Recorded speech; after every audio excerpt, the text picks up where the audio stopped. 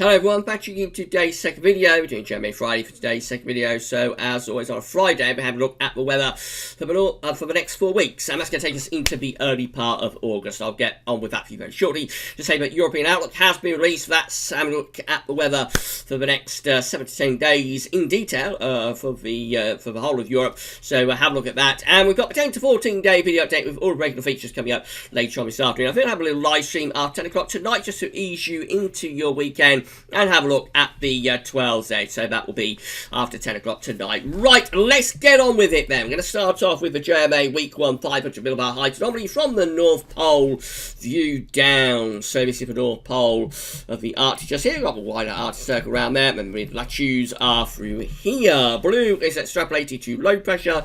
Yellow, orange and red extrapolate to high pressure. These are broken down to week periods. The first week period is going to take us from the 10th through to the 17th of July. The coming week has an area of above average height centered over and to the west of the country. That's high pressure in the Atlantic and ridging into the west of the UK. Low pressure is to the north and to our east. Now this is settling down a little bit, but there's a bit of influence from the jet stream still, and it's a bit on the cool side, I think, really. We're going to be pulling the winds in from the northwest around that ridge of high pressure. So not a heat wave by any means, but a little bit more settled than what we've had over the past week or two. So becoming drier away from the north, anyway, becoming drier, but a little bit on the cool side still.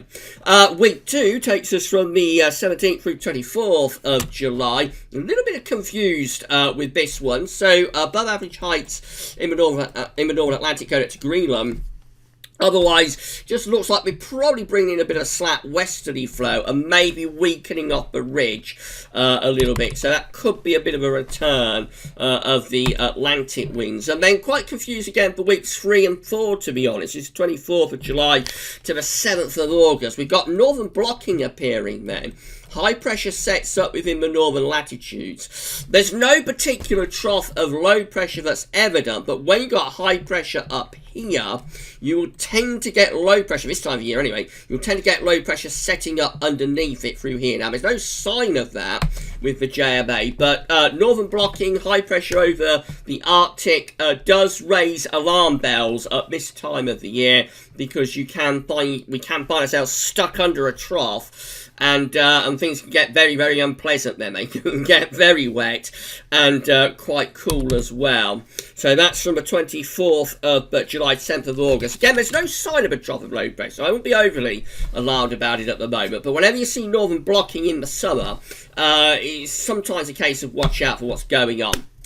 But it is quite a confused picture this week from the JMA. Let's have a look at the tropical and mid-latitude views. So we can't see Greenland, Arctic, Scandinavia. Those areas are all off the chart up here.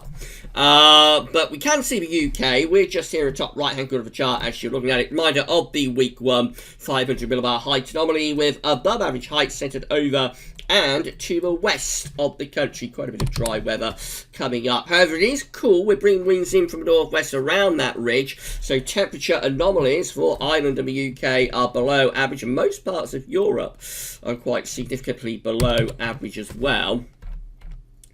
It is a little bit drier though, so it's a bit drier than we've had for a week or two, with precipitation anomalies going slightly drier than average, especially so for more southern parts of the country. This is the rather strange looking week 2 500 millibar height anomaly from the 17th to 24th of July. Above average heights are sort of going in that direction. There's not much sign of anything else going on within the 500 millibar flow. Temperature anomalies are still a little bit on the cool side, if anything, possibly hinting at being a little bit below average there. The rainfall anomaly is drier than average too. So probably still quite a bit of influence from high pressure, though it didn't really show it.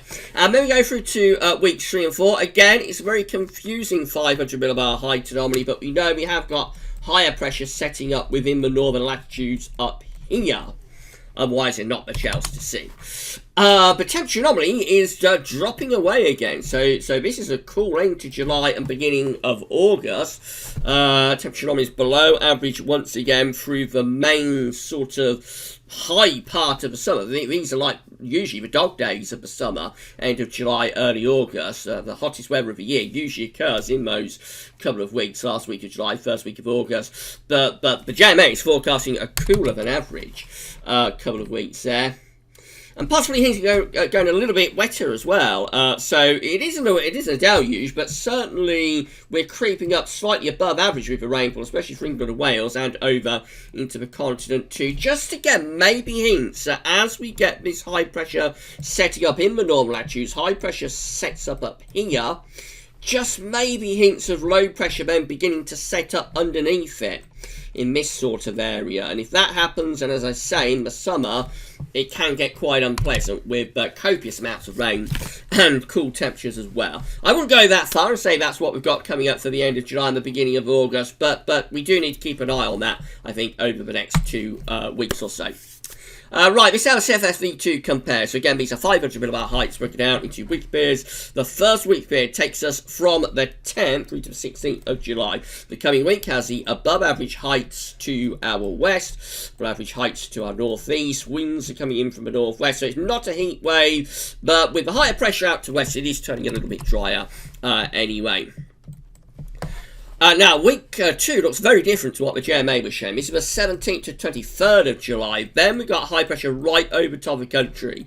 Low pressure's out to the northwest. It's going to be a drier scenario and a lot warmer as well, with the jet stream doing something like that. So we're placed on the warm side of the jet, probably pulling up winds from the south. That should turn hotter, or certainly a lot warmer, and it should be mainly dry as well. All change, though, again for week 3. This is 24th to the 30th of July. Then we've got low pressure appearing out to our northwest. Some hints of above average heights setting up within sort of the Arctic area. Winds are probably turning into the west, so this is becoming cooler and more unsettled for the last week of July. And then week 4 is the 31st of July to 6th of August, when we have above average heights to our west southwest, below average heights to our west northwest. Looks rather flat and westerly, so probably rather Atlantic driven. And I suppose that will probably be a little bit on the cool side as well, really for the first week of July. The northern blocking is reduced compared to what the JMA is showing, but there is a bit of high pressure around Svalbard in particular. And just looks generally quite mediocre, really. So this mixed summer continues with both of these models, I think, as we're looking ahead towards August, to be honest. Temperature anomalies for week 1, taking us from the 10th to 16th of July. CFS V2 are below average, going to be cooler than average week coming up. Week 2, temperature anomalies from the 17th to 23rd of July, going warmer, especially for England and Wales, going quite a lot hotter there.